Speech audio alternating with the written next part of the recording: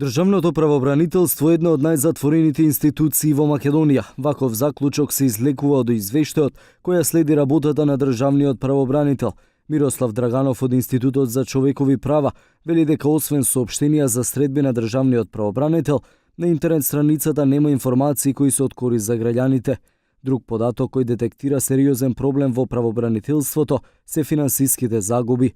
Државата исплатила 4 пати повеќе пари отколку што наплатила од судските спорови.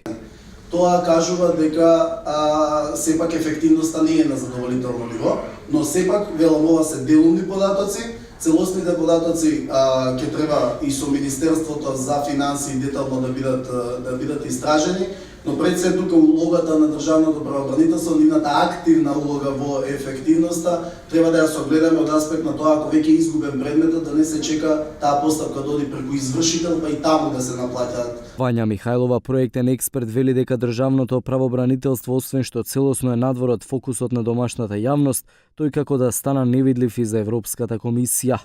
Меѓутоа никаде не се спомнуваат активностите на овој орган. Вие во ниеден извештај не може да најдеме соетна реченица дека Европската комисија ја следи работата и активностите на државното правобранителство.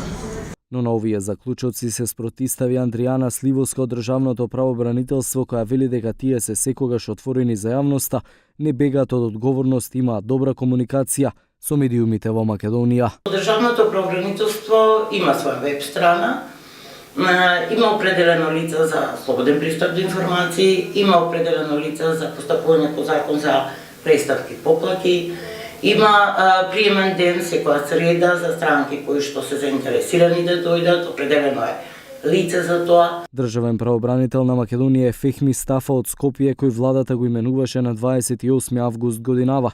Тој дипломирал на правниот факултет при Тетовскиот државен универзитет. Кариерата е почнал во 2005 година во Основен суд Скопје 2.